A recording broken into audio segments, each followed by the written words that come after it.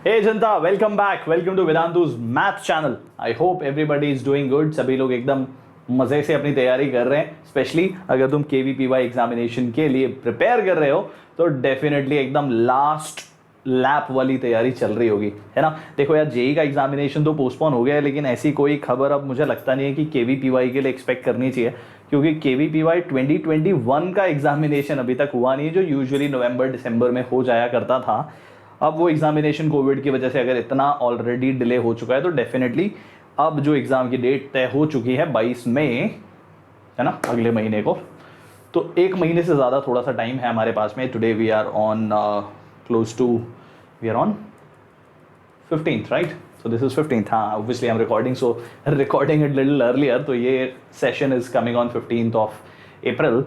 तो जनता, मुद्दे की बात यह है कि रफली 42 डेज अभी भी बचे हुए हैं। तो लास्ट मिनट में किसी भी एग्जामिनेशन की तैयारी को करने का सबसे अच्छा तरीका होता है कि उस एग्ज़ाम में पूछे जाने वाले क्वेश्चंस कैसे होते हैं, किस फ्लेवर के होते हैं, क्या डिफ़िकल्टी लेवल के होते हैं, क्या अप्रोच वहाँ पे रखनी होती है और क्या एक्सपेक्टेशंस रखनी चाहिए उस एग्जामिनेशन से, उसका एकदम ऑर्गेनिक हमें आइडिया लग जाता है when we are talking about the previous year questions. तो हम प्रीवियस ईयर क्वेश्चंस का स्प्रिंट पार्ट 2 आज देखने वाले हैं और केवीपीवाई के क्वेश्चंस होंगे ऑब्वियसली। थिंग इज, थोड़ा सा ट्विस्ट, आज हर क्वेश्चन के स्टार्टिंग में मैं तुम्हें 30 सेकेंड्स, रफली 30 सेकेंड्स का टाइम ज़रूर दूंगा for you guys to give a thought, और अगर तुम सही डायरेक्शन में सोच पा रहे हो तो उसे वेरीफाई करते हुए आगे बढ़ना, है ना। तो that is where you also get to get involve, तुम भी इन्वॉल्व हो पाओगे actively while watching this video. Okay, चलो without any further delay start करते हैं। Okay, for those people जो इस चैनल पे मुझे पहली बार देख रहे हैं, let me introduce myself. My name is Suri sir. I am a B.Tech from IIT Bombay and on YouTube my students call me Mogambo, ताकि ये नाम क्यों है इसका एक क्लैरिटी बहुत सारे स्टूडेंट्स मांगते हैं। तो ये जब मैंने YouTube पे पढ़ाना शुरू किया था तो वहाँ से मुझे मोगैम्बो मेरा नाम पड़ा था, बिकॉज कभी तो मैंने ऐसा बोला था कि जब तुम ये जेई या नीट के एग्जामिनेशन क्रैक करोगे तो मोगैम्बो खुश होगा, तो वहाँ से मेरा नाम मोगैम्बो हो गया, है ना। और तुम अगर केवीपीवाई क्रैक करोगे तो भी डेफिनेटली मोगैम्बो खुश होगा। तो अगर चैनल पे नए हो बाय एनी चांस तो definitely I want you people to subscribe, bell icon को प्रेस करना मत भूलना, क्योंकि और ये सारे सेशंस एक्सक्लूसिवली तुम्हारे लिए हो रहे हैं। बहुत कम तुम्हें ऐसे एक्सक्लूसिव सेशंस केवीपीवाई के मिलेंगे, और भी बेनिफिशियल चीज़ें बताऊंगा during the session towards the latter half of it. But अगर तुम इन सारी इन्फॉर्मेशंस को time to time with updates लेना चाहते हो तो डेफिनेटली सब्सक्राइब कर लेना, बेल आइकॉन को प्रेस कर लेना, so that you get the notification all the time. Okay everybody, so here we go, session number 2, previous year questions of physics for KVPY. Okay, चलो जनता, तो जैसा कि मैंने बताया है कि क्वेश्चंस जो हैं वो प्रीवियस ईयर क्वेश्चंस ही हैं और सेशन नंबर 2 है। तो पहले स्टार्ट करेंगे हम लास्ट सेशन के होमवर्क क्वेश्चन के साथ में। मैंने ये क्वेश्चन होमवर्क में दिया था और मैंने कहा भी था कि इसे ट्राई ज़रूर करना और मुझे कमेंट्स बॉक्स में बताना। अगर तुमने वो वीडियो अभी तक नहीं देखा है तो डेफिनेटली उस वीडियो को देखना, क्वेश्चंस को खुद से सॉल्व करना, और जब खुद से सॉल्व करोगे तो सेशन ज़्यादा हेल्पफुल लगेगा, just like this one. Let's have a look at this. 2017 का ये सवाल था बच्चों। A particle of charge Q and mass M enters a region of transverse electric field. Okay, और oh my god, ठीक है, hold on a second guys. Display सामने भी बदल जाता है ना, सामने होता है एक monitor. Yes, now I can see. So everybody, I was saying,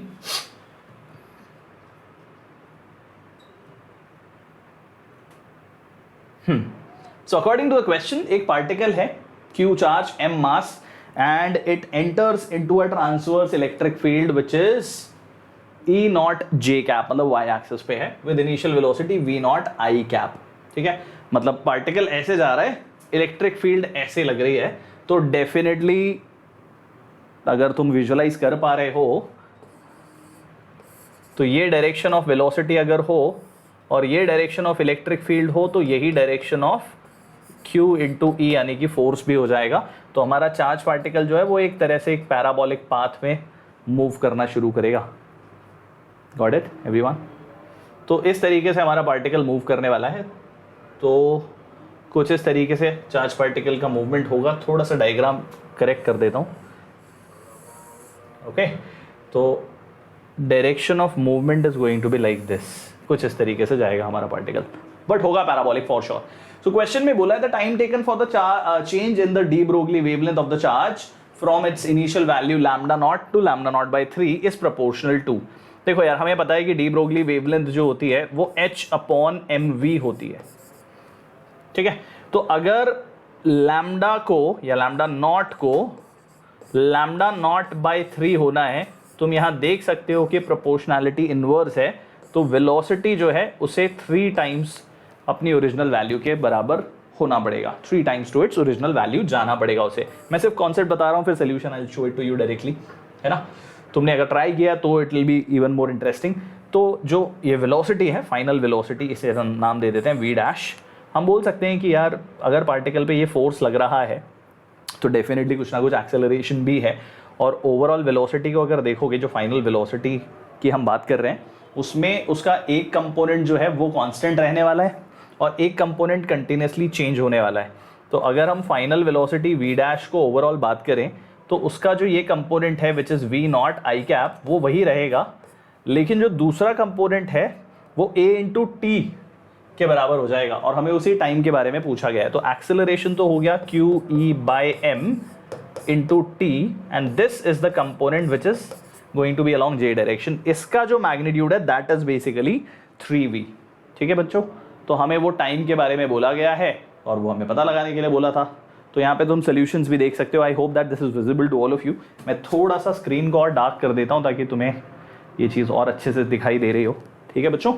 good enough, very nice. तो इनिशियल वेलोसिटी जो है वो v नॉट है, उसके करस्पॉन्डिंग वेवलेंथ h/mv नॉट है, where v naught is the initial speed, m is the mass, de Broglie wavelength lambda naught by 3 हो जाएगी 3v naught velocity होने पर। Acceleration qe naught by m j cap direction में, v equal to u plus at। यहाँ तक मैंने सारी चीज़ें आप लोगों को बता दी हैं ऑलरेडी, हमने ये सारी चीज़ें यहाँ लिखी हुई है। v naught qe by m into T j cap है। ठीक है? So when velocity is 3v naught, तो हमें सिर्फ इसका मैग्नीट्यूड निकालना है which is x component square plus y component square in under root equal to 3v naught. और यहाँ से सिंप्लीफिकेशन करने पर t square comes out to be constants into m by Q. So हम बोल सकते हैं कि हमारा जो आंसर है for the time which will be taken by my particle in order to make the wavelength 1/3 of its original value is going to be proportional to m by q here. ठीक है? तो if you got the answer as option B, congratulations, well done all of you. तो चलो भाई, अब जाते हैं आगे, आज के सवालों पे आते हैं। पहला ही क्वेश्चन तुम्हारे सामने है और जैसा कि मैंने प्रॉमिस किया है कि मैं तुम्हें थोड़ा सा टाइम दूंगा सोचने का, तो वो टाइम भी मैं तुम्हें देने वाला हूँ। As of now if you will look here everybody, okay, तो हमें चाहिए होगा काउंटडाउन। या so we'll start the countdown in some time। पहले क्वेश्चन पढ़ लेते हैं। The various optical processes are involved in the formation of a rainbow. Which of the following provides the correct order in time in which the process occurs? तो इस question के लिए पूरे 30 second में आप लोगों को देने जा रहा हूँ। आप लोग सोचना शुरू कर सकते हो, उसके ऊपर पाबंदी नहीं लगा सकते। तो ये हो गया टाइम स्टार्ट। ऑप्शंस तुम्हें दिखाई दे रहे हैं कि पहले रिफ्रैक्शन होगा, फिर TIR होगा, फिर रिफ्रैक्शन होगा। पहले TIR होगा, फिर रिफ्रैक्शन होगा, फिर TIR होगा। TIR, रिफ्रैक्शन, रिफ्रैक्शन और रिफ्रैक्शन TIR एंड देन फिर से TIR होगा। तो इनमें से किस ऑर्डर में एक्चुअली रेनबो फॉर्मेशन हुआ करती है, ये आप लोगों को आइडिया लगाना था। और समय अभी खत्म होने जा रहा है। In last 5 seconds we are running. Okay everyone, and the time is up. Okay, तो वॉल्यूम ऑब्वियसली मैंने कम कर रखी है, थोड़ा सा वॉल्यूम बढ़ाते हैं। ठीक है, good. So resetting this thing. और इस क्वेश्चन का जो आंसर है मोगैम्बियंस, वो है ऑप्शन ए।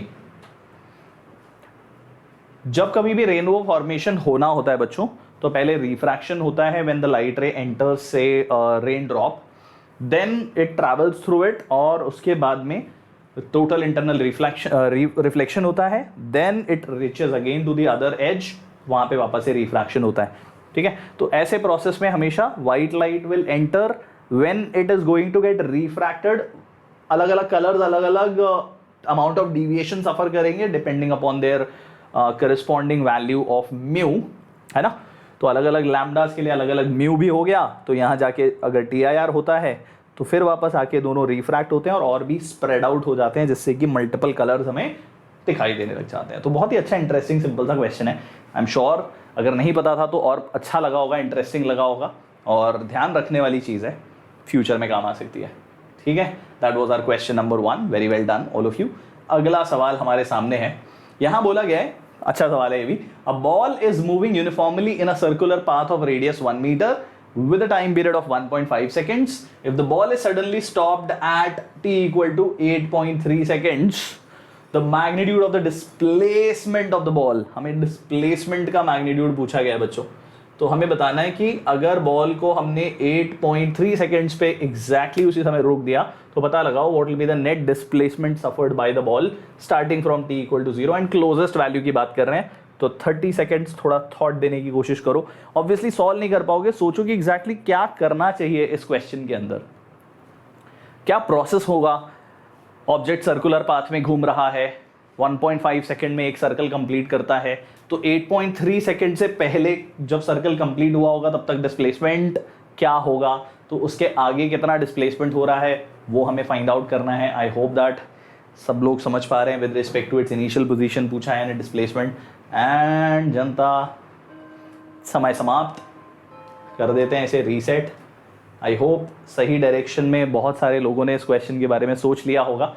तो बच्चों मैं यहाँ पे टाइम फैक्टर्स रखता हूँ और यहाँ पे हम उसका एंगुलर डिस्प्लेसमेंट लिखते जाते हैं। ठीक है, एंगुलर डिस्प्लेसमेंट इसलिए क्योंकि हम सर्कल में घुमा रहे हैं उस बॉडी को, तो जब t का वैल्यू 0 तो एंगुलर डिस्प्लेसमेंट भी 0 होगा, राइट। जब t का वैल्यू 1.5 सेकेंड्स होगा, ये वैल्यू सेकेंड्स में ऑब्वियसली और ये रेडियंस में, तो ये वैल्यू फिर से 0 हो जाएगी। जब 3 सेकेंड्स पे होंगे तो फिर से 0 डिस्प्लेसमेंट पे पहुंच गए होंगे। जब 4.5 पे होंगे 4.5 सेकेंड्स तो वापस से 0। जब 6 सेकेंड्स हुए होंगे तो भी 0।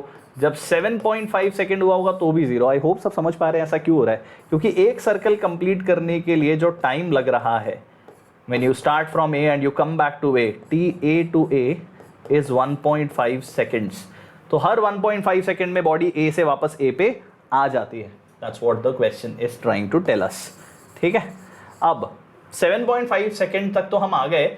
अगला वैल्यू जो 0 आने वाला है बच्चों, that value will come 0 at 9 seconds, और हमें बोला गया है 8.3 सेकेंड के बारे में। बताओ कि यहाँ से यहाँ तक जो टाइम गैप आता है, this time gap if you look at is 0.8 seconds. तो delta T finally is 0.8 seconds का हो गया। तो इसमें कितना डिस्प्लेसमेंट फर्दर हुआ है वो हम पता लगा लेते हैं। Angular displacement is going to be omega into delta t. Omega को हम लिख सकते हैं 2 pi by capital t into delta t. तो 2 pi divided by time period that is 1.5 and multiplied by 0.8। तो डेसिमल्स हटाऊं तो 16 पाई बाई 15 आता है, और नियरेस्ट वैल्यू की बात हो रही है। तो अगर मैं मतलब डायग्राम में तुम्हें बताना चाहूँ तो अगर ये 15 पाई बाई 15 आता तो तुम एग्जैक्टली बी पे आए होते, लेकिन अभी थोड़ा सा आगे निकल गए होंगे, सी पे आ गए होंगे, पर बहुत ही क्लोज ये पोजीशन होगी। तो ए टू सी वाला गैप हम पता लगाना चाहते हैं, एंड वी कैन से क्योंकि नियरेस्ट बोला है इसीलिए हम बोल सकते हैं कि ये पाई वैल्यू के अकॉर्डिंग हम पता तो लगा नहीं पाएंगे एग्जैक्टली क्या है, तो हम इसे ऑलमोस्ट इक्वल टू पाई मान लेते हैं। एंड अगर एंगुलर डिस्प्लेसमेंट पाई है तो मैं बोल सकता हूँ कि ये जो डिस्टेंस है उसका ओवरऑल डिस्प्लेसमेंट जो है, that displacement is going to be 2r which is 2 into 1, मतलब 2 मीटर इज द आंसर। कैसा लगा क्वेश्चन, समझ में आया होगा आई एम श्योर। हमसे पूछा गया था कि कितना इफेक्टिव डिस्प्लेसमेंट हुआ 0 पोजीशन के करस्पॉन्डिंग, तो हमने पता लगाया रफली 2 मीटर्स का डिस्प्लेसमेंट है। अगर डिस्टेंस पूछा होता तो 2 पाई यहाँ से 2 pi R 2 pi R 2 pi R 2 pi R and 2 pi R 5 times 2 pi R होता, और उसके बाद में फर्दर पाई आर और ऐड करते तो 10 pi R 11 pi R 11 pi R के आसपास रफली डिस्टेंस होता, डिस्टेंस है ना। I hope we understand this very well. Answer is option D. और आते हैं नेक्स्ट क्वेश्चन के ऊपर, और ये भी एक अच्छा चैलेंजिंग क्वेश्चन है और इसको सोचने के लिए मैं थोड़ा ज़्यादा टाइम देने वाला हूँ तुम्हें, 45 सेकेंड का समय दूंगा सोचने के लिए। एक बहुत ही लार्ज ब्लॉक ऑफ आइस है बच्चों, ओके, और of the size of a volleyball court, बहुत बड़ा है, मतलब सबने वॉलीबॉल का गेम देखा होगा, राइट? तो वॉलीबॉल खेलते हैं जिस कोर्ट में लगभग बोल सकते हैं कि 2 बेडरूम्स को मिला करके बन जाए उतना स्पेस होता है, ओके। सो हमें बोला गया है कि सॉरी, 1 बेडरूम बड़ा वाला, तुम्हारे यहाँ पे मुंबई के 2 बेडरूम्स हो जाएंगे। So the thickness of the ice cube is also, ice block is also uniform. Density of ice 0.9 times the density of water है। A person is standing near the edge of it, ठीक है। तो सबसे पहले तो जो ice cube है बच्चों, आइस क्यूब की थिकनेस हमें बताई हुई है, यूनिफॉर्म है, और ये बोला गया है कि थिकनेस 8 मीटर्स की है। ये थिकनेस 8 मीटर्स है, लेट्स कॉल इट h। उसके अलावा ऑब्वियसली पानी में है तो थोड़ा बहुत पार्ट उसका पानी में अंदर होगा, ऐसा हम मान सकते हैं, ओके।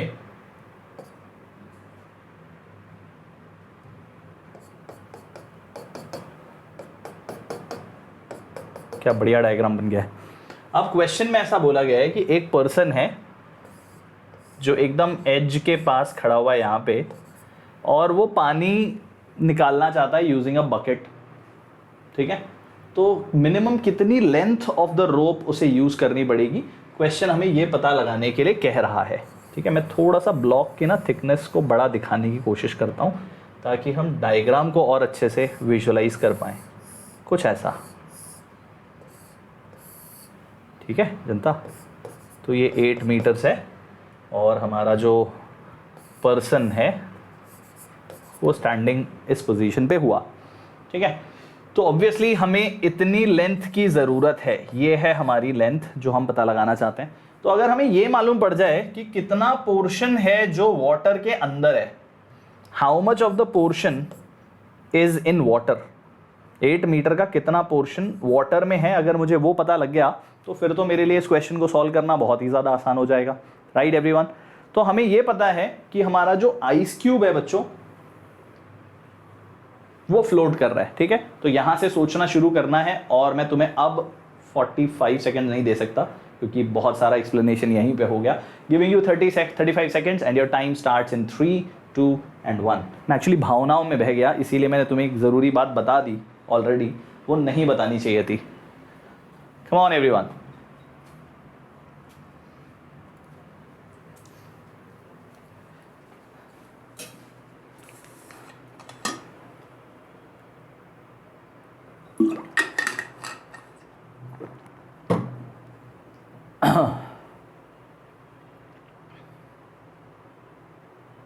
Last 5 seconds.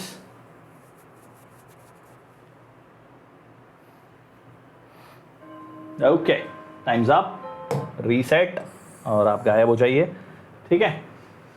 तो बच्चों हमें ये तो श्योर है कि यहां पे जितना भी वेट है इस आइस क्यूब का mg, वो बायेंड फोर्स प्रोवाइडेड बाय वाटर से बैलेंस हो रहा होगा, राइट एवरीवन।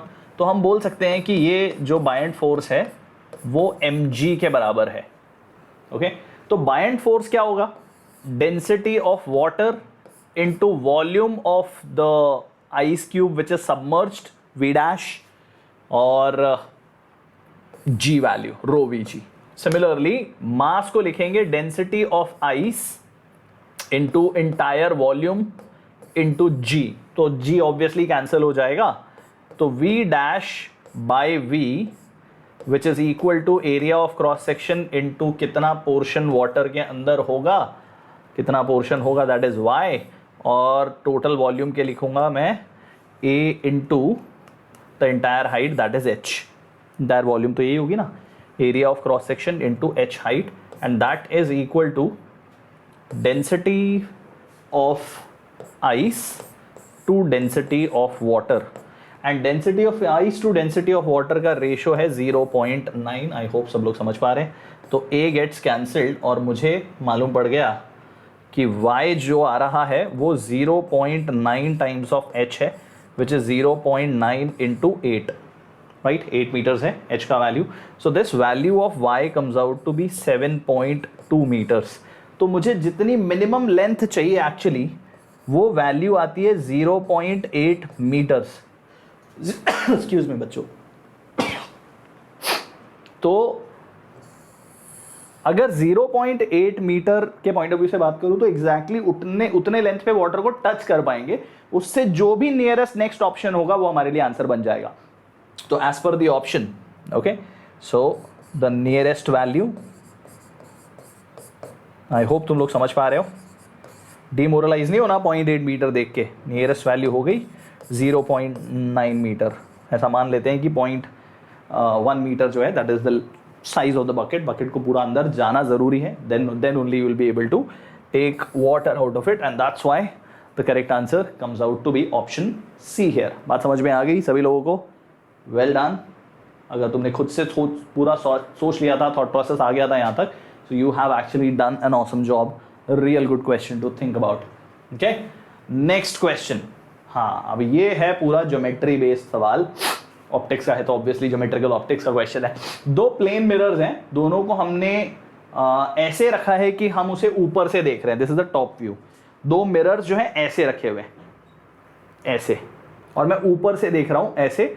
तो मुझे दिखाई देते हैं दोनों कुछ इस तरीके से. एक मिरर ऐसे आ रहा है, एक मिरर ऐसे आ रहा है, हम ऊपर से देख रहे हैं और दोनों थीटा एंगल पे इंक्लाइंड है. क्वेश्चन में क्या बोला है? The angle theta is such that any ray of light which is reflected after striking both of them will return parallel to its incident light. मतलब जिस एंगल पे लाइट आती है उसी एंगल पे, यानी कि 180, नॉट उस एंगल पे, 180 डिग्री पे रिफ्लेक्ट होके वापस लौट जाती है parallel to the original path. So for this to happen the value of theta कितनी होनी चाहिए ये आपको पता लगाना है इस सवाल में. तो 35 सेकंड फिर से दे रहा हूं सोचने के लिए. ओके, चलो, take 40 seconds and your time starts now. Screen के सामने नहीं आ रहा हूं ताकि आप लोग आराम से स्क्रीन पे फोकस करें. मैं डिस्ट्रैक्ट नहीं करना चाहूंगा ऐसे टाइम पे. Excuse me.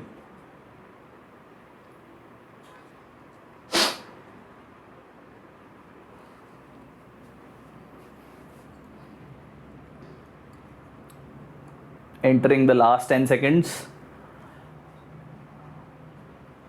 क्या थॉट प्रोसेस बन रही है खुद से सोचो और उसके बाद में वेरीफाई करना आप थोड़ी देर में जब ये टाइम हो जाएगा. समय समाप्त. ओके, तो भाई जनता, पूरा ज्योमेट्री वाला सवाल जैसा कि मैंने बोला. हमें मालूम है कि अगर लाइट इंसिडेंट होती है प्लेन मिरर पे, मान लो थीटा 1 एंगल पे, तो उतने ही एंगल पे रिफ्लेक्ट हो जाएगी. दूसरे मिरर के साथ भी अगर मान लो, सॉरी नॉट थीटा 2 देयर, ये थीटा 1 ही होगा, तो थीटा 1 पे ही रिफ्लेक्ट हो गई. अगर थीटा 2 पे इंसिडेंट हुई तो थीटा 2 पे ही रिफ्लेक्ट भी हो जाएगी. Absolutely right, correct everyone. हमें मालूम है कि ये जो पूरा एंगल हमें दिखाई दे रहा है ये 90 डिग्री होता है ना. तो अगर इस 90 डिग्री एंगल में से ये थीटा 1 बचा है, ठीक है, ये लाइट जा रही है, ये 90 डिग्री का एंगल है, ये ऑलरेडी थीटा 1 डिफाइंड है, तो ये एंगल का वैल्यू 90 माइनस थीटा 1 होने वाला है. Right everyone. तो वही हमें करना था. इस एंगल को डिफाइन कर देते हैं एज 90 माइनस थीटा 1 और ये हो जाएगा 90 माइनस थीटा 2. आई होप ये दिखाई दे रहा है सभी को. Okay, triangle O P and Q. So in triangle O P Q हम बोल सकते हैं ना कि 90 minus theta 1 plus 90 minus theta 2 plus theta in a triangle, this total angle should be equal to 180 degree. तो जितने भी 90 और 90 डिग्री दोनों हैं उनको ऐड करोगे तो 180 बनेगा और इसीलिए ये 180 से कैंसिल आउट भी हो जाएंगे. तो हम बोल सकते हैं theta 1 plus theta 2 when they go to the right hand side together, इनकी वैल्यू थीटा के बराबर है. तो ये हो गई हमारी इक्वेशन नंबर 1. अब अगर हमें थीटा 1 प्लस थीटा 2 मिल जाए तो हमारा तो प्रॉब्लम वहीं पे सॉल्व हो जाएगा. तो यहाँ से देखो बच्चों, जब दो लाइंस पैरेलल होती हैं तो उन दोनों के जो ये वाले एंगल होंगे, मुझे नाम याद नहीं आ रहा इन एंगल्स को क्या बोलते हैं बच्चों, पर ये टोटल एंगल थीटा 2 थीटा 1 है, ये टोटल एंगल 2 थीटा 2 है. Think about it, what is the total angle 2θ1 plus 2θ2 कितना होना चाहिए? Yes, you guessed it right, 2θ1 plus 2θ2 ये एंगल होना चाहिए 180 डिग्री। मुझे प्रॉपर्टी का नाम याद नहीं है मैथमेटिक्स के अकॉर्डिंग, बट यहाँ से मैं बता सकता हूँ कि θ1 प्लस θ2 का वैल्यू 90 डिग्री के बराबर आता है। और ये हमारा सेकेंड इक्वेशन, इक्वेशन 1 और इक्वेशन 2 से जब हम लोग कंपेयर करेंगे तो बहुत ही आसानी से हम बता सकते हैं कि थीटा का value θ1 plus θ2 equal to 90 degree हो गया।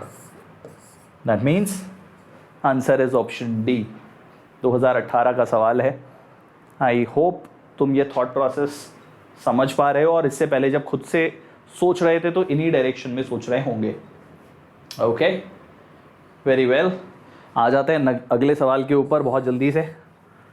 This is your next question all of you. अच्छा, ये तो हो गया answer, and this is your next question. इस क्वेश्चन में बोला गया है कि एक पर्सन है who in front of a mountain is beating a drum and that too at a rate of 40 per minute, मतलब 40 times he beats a drum in a minute, ठक ठक ठक ठक ठक ठक ठक ठक ऐसा कुछ तो वो ड्रमिंग कर रहा है। और होता क्या है, he hears no distinct echo, मतलब साउंड जो वो प्रोड्यूस करता है वो जाती है, रिफ्लेक्ट होके आती है, पर उसे सुनाई नहीं देती है। तो ये सोचने वाली चीज है कि मुझे कब साउंड सुनाई नहीं देगी। ये तब सुनाई नहीं देगी जब वो साउंड जब मेरे कानों तक पहुंच रही है, उसी टाइम पे मैं दोबारा से ड्रम को बीट करता हूं। तो इमेजिन मैंने एक बार ड्रम बीट किया, साउंड ट्रैवल करके गई, रिफ्लेक्ट होके आई, और जब मेरे पास पहुंच रही है तब मैंने दोबारा से ड्रम को बीट कर दिया। तो वो जो बीटिंग से आने वाली साउंड थी डायरेक्ट, वो आ गई और मुझे एको समझ में नहीं आया। अब दूसरा वाला ड्रम बीट किया, उससे भी साउंड ट्रैवल करके गई, जब वो रिटर्न आ रही थी तो तीसरी बार मैंने बीट किया, तो ये बीटिंग से भी जो मुझे साउंड डायरेक्टली आई वो रिफ्लेक्टेड साउंड के साथ मर्ज हो गई। मुझे बीटिंग से रिवर्बरेशन यानी कि रिफ्लेक्शन का जो एको है वो सुनाई ही नहीं दे रहा होगा। मतलब क्या मैं बोल सकता हूं, जितना टाइम गैप मेरे दो बीट्स के बीच में है, बीट्स मतलब ये जो मैं ड्रमिंग कर रहा हूं, या ऐसा बोट अप करता हूं, जितना फ्रीक्वेंटली मैं ड्रमिंग कर रहा हूं उतना ही फ्रीक्वेंटली साउंड ट्रैवल करके वापस आ रही है। तो इन दोनों के बीच का जो टाइम गैप है, जो 2 बार बीट करने का टाइम गैप है, okay, which we call as the time period, उतने टाइम में साउंड जो है it goes and it reflects back. तो यहां से साउंड जाती है, रिफ्लेक्ट होके आ जाती है। तो जितना टाइम उसे लगता है that is equal to the time period. ठीक है एवरीवन, तो T1 equal to time period ऐसा पुटअप कर देते हैं। तो T1 क्या हो जाएगा बच्चों, मान लेते हैं कि ये डिस्टेंस जो है वो D है। तो अगर ये डिस्टेंस D है तो टोटल डिस्टेंस जो मूव करना पड़ेगा वो 2D होगा, क्योंकि जाना है और फिर वापस आना है। और स्पीड ऑफ साउंड V है, जो हमें पता भी लगानी है वैसे तो। ठीक है, this is what it is. और क्योंकि फ्रीक्वेंसी 40 टाइम्स पर मिनट है तो टाइम पीरियड हो जाएगा 1/40, है ना, मिनट्स। पर हमें चाहिए टाइम इन यूनिट्स, मीटर पर सेकेंड आंसर चाहिए। तो हम बोल सकते हैं कि अगर 40 पर minute is the frequency, time period हो जाएगा 1/40 मिनट्स। तो सेकेंड्स में क्या हो जाएगा, 60/40 सेकेंड्स। ओके एवरीवन, तो यहां से अगर कैंसिलेशन भी करोगे तो 3/2 सेकेंड्स आ जाता है। ओके, रीअरेंज अगर हम करेंगे तो चीज़ें मिलेंगी, पर बिफोर वी डू दैट कि कितना ज़रूरत है, क्वेश्चन को आगे भी पढ़ लेते हैं।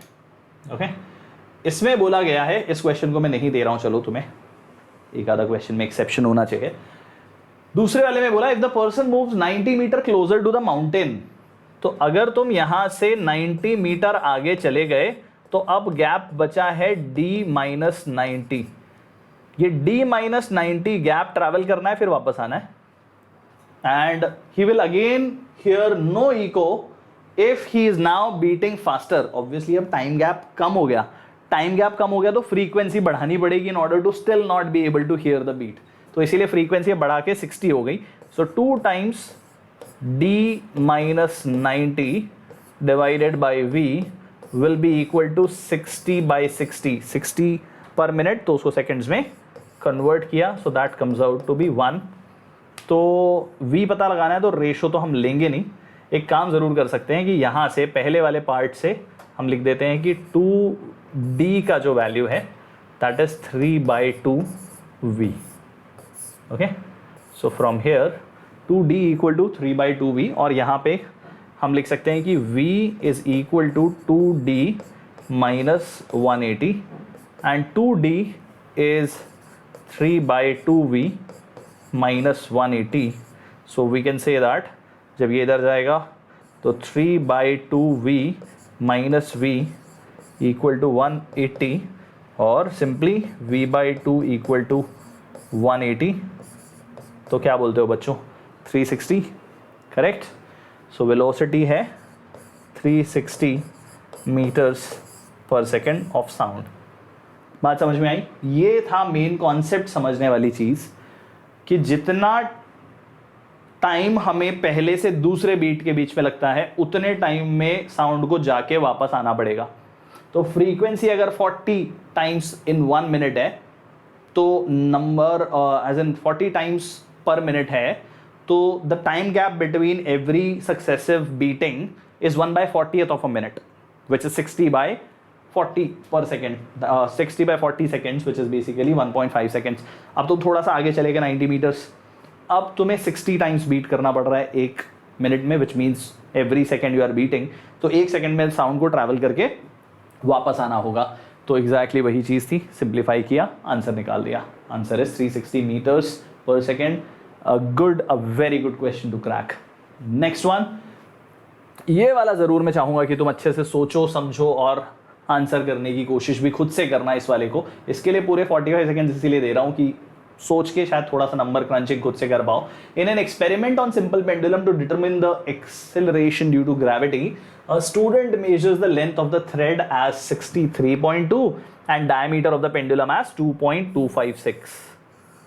ठीक है, तो ये लेंथ हमें दे रखी है 63.2 सेंटीमीटर्स और ये गैप हमें दे रखा है 2.256 सेंटीमीटर्स पूरा diameter.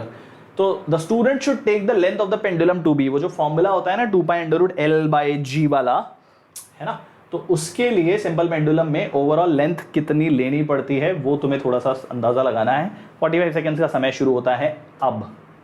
All the very best to think about this question. Okay,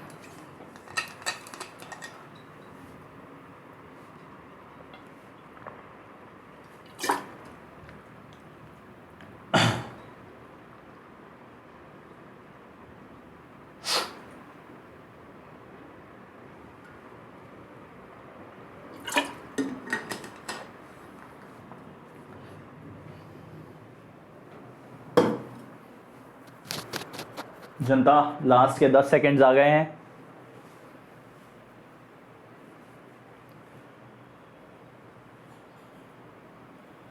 and time's up. Any answers everyone? Any answers here? तो देखो हमें मालूम है कि जब भी हम वो फॉर्मूला यूज करते हैं तो उसमें हम हमेशा सेंटर ऑफ मास को लोकेट करने की कोशिश करते हैं। तो centre of mass from this point to this point is going to be 63.2 plus half of this length. मतलब length of centre of mass is 63.2 plus 2.256/2। तो क्या ये इतना सिंपल क्वेश्चन है? क्वेश्चन है तो सिंपल, लेकिन ये उस वीकनेस को एक्सप्लॉइट करने जा रहा है जो बहुत सारे स्टूडेंट्स की होती है, और वो ये कि जो फिजिक्स और केमिस्ट्री में, स्पेशली केमिस्ट्री में ज़्यादा एम्फोसाइज किया जाता है इस चीज़ पे, जब हमें बहुत basic level of lecture starting में दिए जाते हैं तो उसमें हम सिग्निफिकेंट फिगर्स और राउंडिंग ऑफ सीखते हैं। ये सवाल एक्चुअली उस कमज़ोरी को एक्सप्लॉइट करता है जो हम रखते हैं, क्योंकि हम उन चीज़ों को उतना ज़्यादा ध्यान नहीं रखते हैं। हमने पढ़ा ज़रूर होता है, लेकिन क्योंकि इतना आउट ऑफ प्रैक्टिस रहते हैं और जनरली क्वेश्चंस में इतना ध्यान देने की ज़रूरत नहीं पड़ती, तो ये उस चीज़ को एक्सप्लॉइट करता है। KVPY in general is an exam जो उन चीज़ों को जाके ढूंढ के क्वेश्चंस बनाते हैं जिसको यूजुअली स्टूडेंट्स नज़रअंदाज करते हैं। Perfect example for that. तो जनता मैं ये बता देता हूँ कि जितना भी इसके डिवीजन के बाद में 63.2, this is going to be 1.128, correct.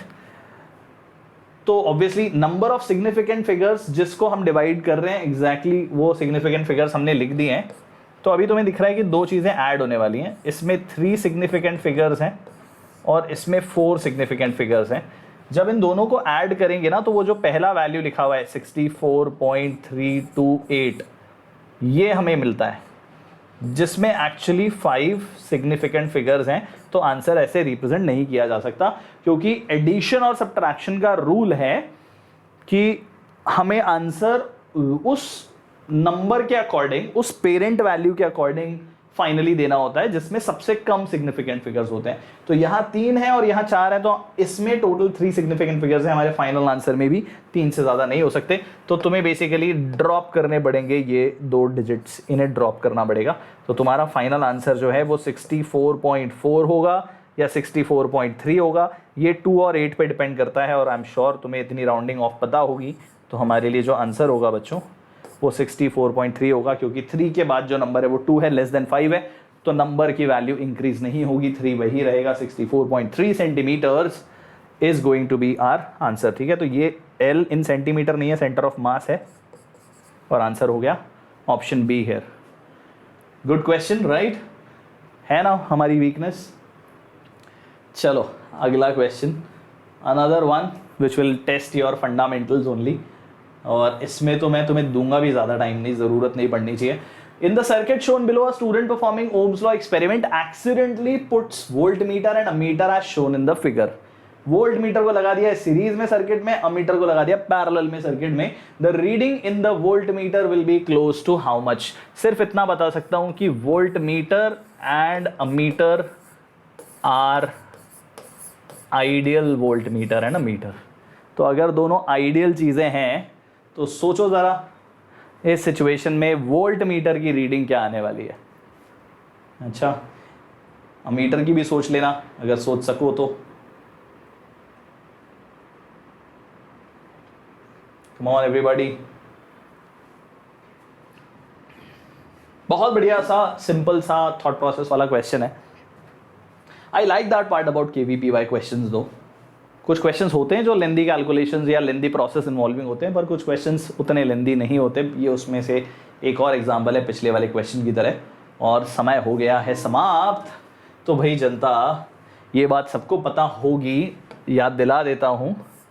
Okay, ये होता है वेरी हाई रेजिस्टेंस और ये होता है वेरी लो रेजिस्टेंस। और इसीलिए गड़बड़ हो गई अगर तुमने वोल्ट मीटर को सीरीज में और अमीटर को पैरेलल में लगा दिया।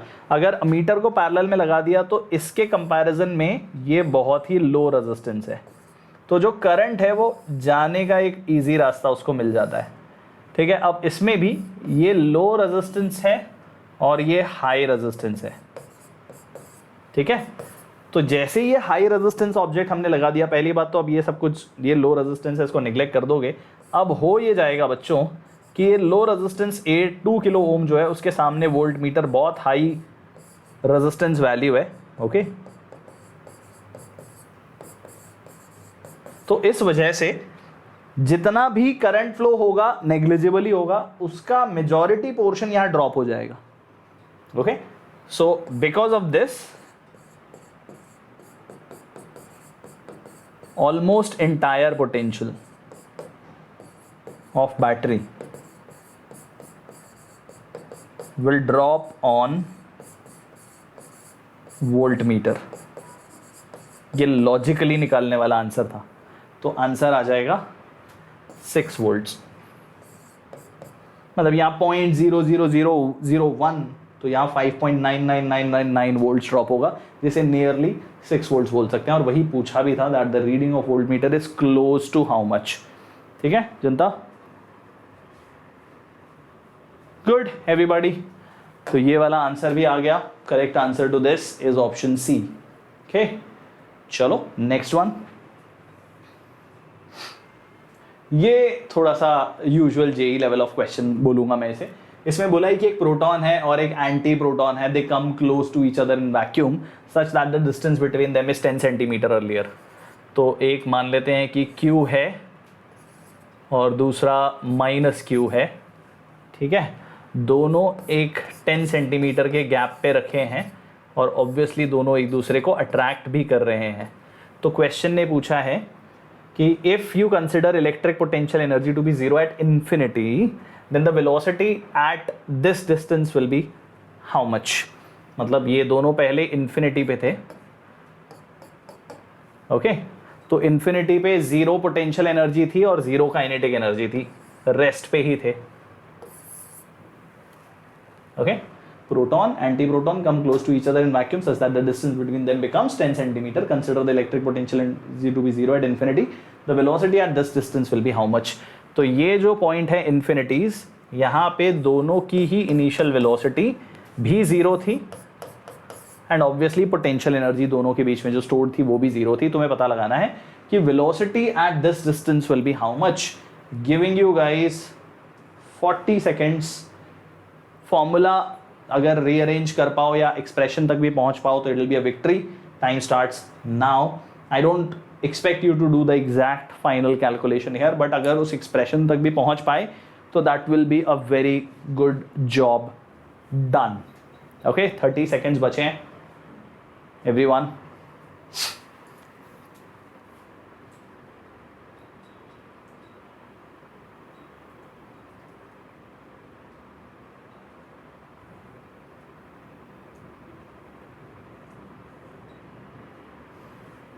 Last 10 seconds.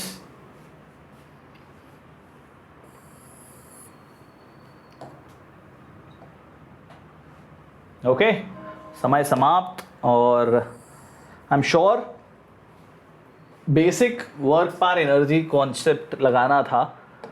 अगर मैं बात करूं इनिशियली तो total energy initial will be equal to total energy final, right everyone.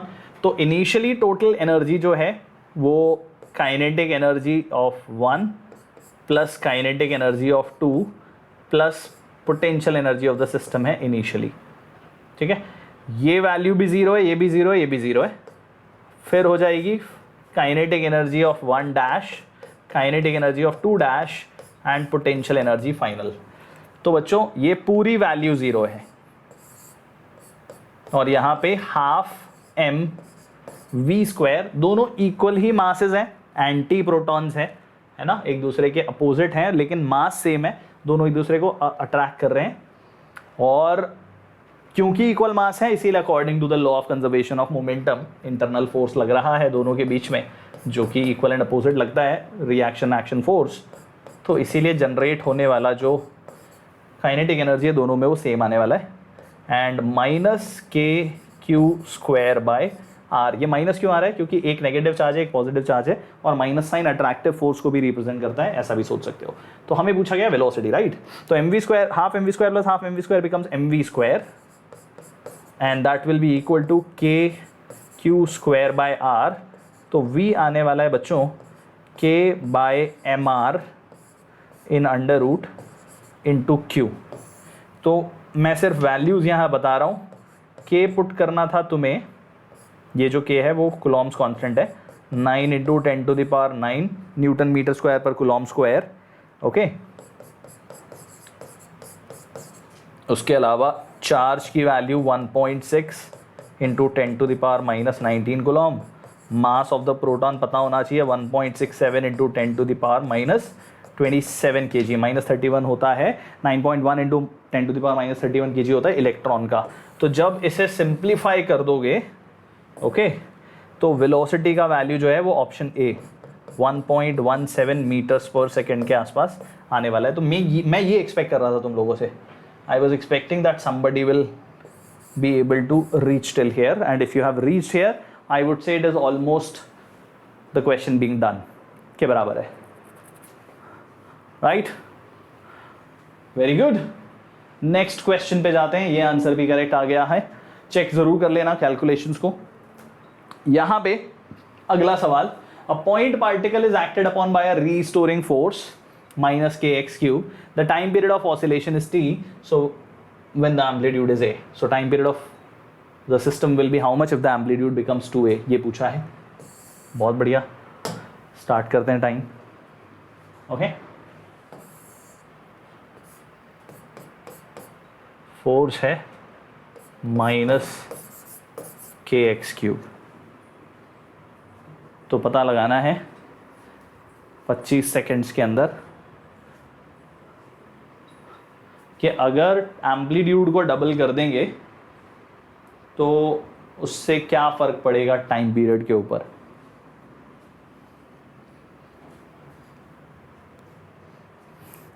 एक ऑप्शन एक्चुअली होना चाहिए था. हाँ है, ऑप्शन है. कौन से ऑप्शन की बात कर रहा हूं? अगर तुम इसे यूजुअल एसएचएम समझ रहे हो, स्लिप ऑफ टंग, अगर तुम इसे रेगुलर एसएचएम समझ रहे होते तो डेफिनेटली आंसर बोलते टी कि सर इंडिपेंडेंट ऑफ एम्पलीट्यूड होता है टाइम पीरियड, तो है ना. टाइम पीरियड तो इंडिपेंडेंट ऑफ एम्पलीट्यूड होता है, चाहे एम्पलीट्यूड बढ़ा दो कम कर दो, वो फास्ट जाना आना कम शुरू कर देगा, लेकिन ओवरऑल फ्रीक्वेंसी और टाइम पीरियड तो सोर्स पे डिपेंड करता है. पर यहाँ ऐसा होगा नहीं क्योंकि ये एसएचएम नहीं है, ये एक ऑसिलेशन है. ठीक है, तो डायमेंशंस के पॉइंट ऑफ व्यू से एक बार के लिए नजर डालो. m1 l1 t-2 is like a constant k times l cube, correct.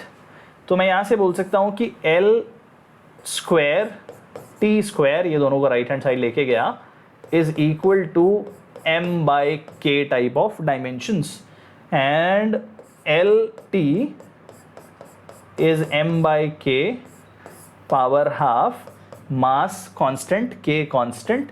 So this is going to be a constant, right? If this is going to be a constant, तो हम बोल सकते हैं कि L और T proportional to, inversely proportional to each other type of situation लाते हैं. तो अगर L represents amplitude, तो amplitude अगर डबल हुआ तो टाइम पीरियड को हाफ होना पड़ेगा. Do you understand all of you? अगर L डबल हुआ तो T को हाफ होना पड़ेगा, and that is why the answer is not option A but option B. Okay, good enough, very well. तो आओ जरा एक और question. There is a girl who drops an apple from the window of a train, stupid girl, okay, which is moving on a straight track with a speed increasing with a constant rate. मतलब generally तो train constant speed से जाती है और कुछ drop करते हैं तो हमें लगता है कि एग्जैक्टली ऐसे नीचे गिर रहा है, ऐसा लगता है कि ऑब्जेक्ट ऐसे जा रहा है, हमें उसे वैसा ही दिखाई देता है, तो हम जाते रहते हैं वैसे नीचे जाता रहता है. तो उसका पाथ एक्चुअली पैराबोलिक होता है, लेकिन हमें नहीं दिखता, वो रोड पे या बाहर ट्रेन के किसी को दिखाई देता है. अब पूछा है कि अब trajectory of the falling apple seen by the girl will be what? So giving you guys 30 seconds for this and the time starts now. Thought process देना है. सिर्फ ट्रेन एक्सेलरेट कर रही है और एप्पल एक बार गिर गया तो सिर्फ ग्रेविटी के फोर्स की वजह से फॉल कर रहा होगा, उस चीज़ को ध्यान में रखते हुए ही आंसर करना है. Okay everyone?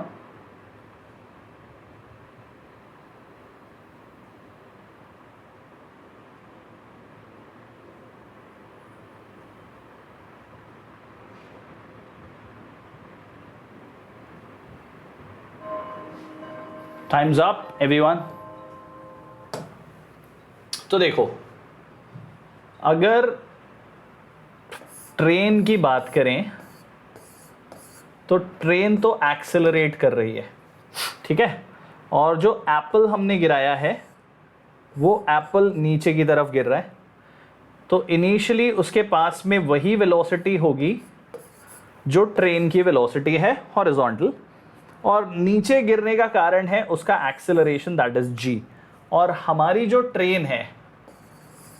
हमारी ट्रेन है वो इस डायरेक्शन में एक्सेलरेट कर रही है a, और एप्पल जा रहा है इस डायरेक्शन में विद एन एक्सेलरेशन g. मैं चाहूंगा कि हमारा जो ये पर्सन है ये ऑब्जर्वर बने, क्योंकि क्वेश्चन में भी वही बोला, as seen by the girl. तो सबसे पहली चीज जो मुझे करनी पड़ेगी वो ये कि मुझे इस ट्रेन के एक्सेलरेशन और वेलोसिटी को ज़ीरो बनाना पड़ेगा, यानी कि अब मैं इसके फ्रेम ऑफ रेफरेंस में आ गया. तो यहाँ से पहले तो वेलोसिटी कैंसिल आउट हो जाएगी, और उसके साथ साथ एक एक्सेलरेशन भी हमें यहाँ पे देना पड़ेगा उसी डायरेक्शन में। तो ये इसे कैंसिल कर देगा, ये इसे कैंसिल कर देगा। Now this is the frame of reference which is at rest. और अब अगर तुम देखोगे तो ये वेलोसिटी भी कैंसिल हो गई, अब बचा सिर्फ acceleration with zero initial velocity. तो सिचुएशन को अब ऐसे ऑब्जर्व किया जाना चाहिए कि हम ब्रिज पे ऐसे मे बी ट्रेन हमारी खड़ी हुई है, सिर्फ खड़ी हुई है, और हमने एक एप्पल को ड्रॉप किया, लेकिन उस पे ऐसे एक्सेलरेशन लग रहे हैं 2। तो होगा क्या? कुछ नहीं होगा सर। इन दोनों का जो डायरेक्शन है रिजल्टेंट का, उस डायरेक्शन में वेलोसिटी बढ़ती चली जाएगी और ऐसा लगेगा कि एप्पल ऐसे जा रहा होगा। तो वहीं रुके हुए इस डायरेक्शन में फोर्स लग रहा है। तो you will say that parabolic ये तो होने वाला नहीं, an inclined straight line pointing in the direction of the moving train. No, train इस तरफ जा रही है और ये अपोजिट डायरेक्शन में जा रहा है। हमें मालूम है ट्रेन इधर जा रही होगी, तो ऐसा लग रहा होगा कि नीचे ऐसे जा रही है जो एप्पल है। The inclined straight line pointing opposite to the direction of the train. If you want you can actually find out the angle made by horizontal also. हम बोल सकते हैं कि कितने एंगल पे इंक्लाइन लग रहा होगा, वो टैन थीटा का वैल्यू हो जाएगा G/A। Not a problem at all. Right everyone, बात समझ में आ गई? अच्छा सवाल रिलेटिव मोशन का। और अब आ गया तुम्हारा homework question, one of my favourite chapters, magnetism और charge moving in the magnetic field lines. Okay, very well. तो जनता, क्वेश्चन तुम्हारे सामने है। क्वेश्चन में बताया हुआ है कि यहाँ पे एक चार्ज पार्टिकल है जिसे हम नेगेटिव डायरेक्शन में पॉइंट कर रहे हैं, लॉन्च कर रहे हैं। इस डायरेक्शन में मैग्नेटिक फील्ड लाइंस तुम्हारी तरफ आ रही हैं और इस लाइन के ऊपर मैग्नेटिक फील्ड अंदर की तरफ जा रही हैं। तो यहाँ से इस पूरे पोर्शन में मैग्नेटिक फील्ड इधर है और इसके ऊपर वाले में मैग्नेटिक फील्ड अंदर की तरफ है। चार्ज पार्टिकल को इनिशियल वेलोसिटी डाउनवर्ड दी है। So which of the following denotes the trajectory in the best possible manner for this proton? Positive charge है, इनमें से कौन सा पाथ किस तरह से हमारा प्रोटॉन फॉलो करेगा? होमवर्क प्रॉब्लम है, तो obviously I want you guys to tell me the answers. Tell me your answers in comment box. Okay, comments box में मुझे अपना आंसर बताना। I will definitely be telling you the answers of the homework question in the next PYQ session जो हम लोग लेने वाले हैं for KVPY। Okay all of you. तो जनता, आई होप सबको ये बात बहुत अच्छे से पता है कि हमारा KVPY का एग्जामिनेशन 22 मई को है ना, रफली 42 डेज के बाद में ये एग्जामिनेशन शेड्यूल्ड है, राइट? तो नॉट 42 एग्जैक्टली, आज अगर 15 तारीख है तो 37 डेज हमारे पास में है। 35 डेज पकड़ लेते हैं। और 35 डेज में लास्ट में हम क्या क्या चीज़ें हमें करनी चाहिए, किन चीज़ों पे फोकस करना चाहिए, क्या हमें टेस्ट देने चाहिए, क्या हमें उसका एनालिसिस करना चाहिए? बिल्कुल करना चाहिए, टेस्ट बिल्कुल देने चाहिए। क्या हमें एक नए चैप्टर की तरफ जाना चाहिए? Hardly I would recommend that. But कुछ चैप्टर्स ऐसे हैं जो ईजी होते हैं और तुम्हें शायद नहीं पता हो कि वो तुम बहुत कम टाइम में भी कर सकते हो। तो ऐसे ही एक्सपर्ट गाइडेंस के लिए we have a crash course for all of you guys, और बहुत ही super duper affordable crash course है बच्चों। उसमें फिजिक्स, मैथ्स, केमिस्ट्री और बायो जो तुम्हारे चारों सब्जेक्ट्स हैं वो कवर होते हैं। And a whopping price drop for that is right now valid. 91% off हो रखा है। उसका जो एक्चुअल फीस है वो 20,000 है। बट तुम्हें जब तक तुम KVPY देने वाले हो तब तक तुम 1800 रुपए में, even if you consider that you have 30 days left, right? So how much you are going to pay per day? 60 rupees per day में आपको unlimited access of the content, Vedantu content मिल रहा है, जिसमें आपको रिकॉर्डेड सेशंस मिल रहे होंगे, जिसमें आपके क्लासेस लग रहे होंगे, आप खुद टेस्ट दे पा रहे होंगे, एनालिसिस आपको मिल जाएगा, सॉल्यूशंस आपको मिल जाएंगे, इजी चैप्टर्स कौन से होते हैं, कहाँ फोकस करना चाहिए। लास्ट 1 मिनट में सारी टेंशन जो तुम्हें होनी चाहिए वो तुम्हें नहीं लेनी पड़ेगी। The solution is here right now. इसका लिंक अवेलेबल है बच्चों डिस्क्रिप्शन बॉक्स में, ठीक है? तो तुम डेफिनेटली उस लिंक पे जाओ, सिर्फ क्लिक करो और अपनी सारी परेशानियों से छुट्टी पाओ। Okay, right everyone? So do check out the description box, वहाँ पे आपको KVPY क्रैश कोर्स के नाम से मिल जाएगा। और जैसा कि वहाँ पे एक कूपन कोड आप लोगों ने देखा वो वहाँ इनहेरेंटली लगा है, आपको अलग से टाइप करने की ज़रूरत नहीं है। When this is applied then only you get this pricing. Okay, so जनता, this is where we end are PYQ KVPY session number 2। Session number 3 के साथ में मिलेंगे बहुत जल्दी। अगर ये सेशन तुम्हें पसंद आ रहे हैं तो डेफिनेटली मुझे बताओ, मोगैम्बो को खुश होना है, तो इसीलिए वीडियो को लाइक करो और उन लोगों के साथ ज़रूर शेयर करो जो तुम्हारी तरह KVPY को प्रिपेयर कर रहे हैं, और भारी मात्रा में इसे जनता तक फैलाओ, ठीक है। तो इसी नोट पे Mogambo, this is me, right, signing off, and वापस से मिलेंगे बहुत जल्दी। बाकी के सीरीज़ हम कर ही रहे हैं। अगर CBSE के लिए प्रिपेयर कर रहे हो, बोर्ड एग्ज़ाम के टर्म 2 आने वाले हैं, उसके लिए हमने अलग से सेशंस लगाए हुए हैं। अगर तुम 2023 वाले स्टूडेंट हो, तो अभी तुम 12th में आ रहे हो, 12th में आ चुके होंगे, तो तुम्हारे लिए वापस एकदम बिगिनिंग से हम लोगों ने, नॉट वापस, पहली बार तुम्हारे लिए बिगिनिंग से पूरी फिजिक्स, केमिस्ट्री, मैथ्स और बायो शुरू की हुई है। तो उन सेशंस को डेफिनेटली रेगुलरली अटेंड करते जाना। Consistency is going to be the key to success. Okay, so on that good note, this is me, your Suri sir, Mogambo, signing off. Take care, bye Janata.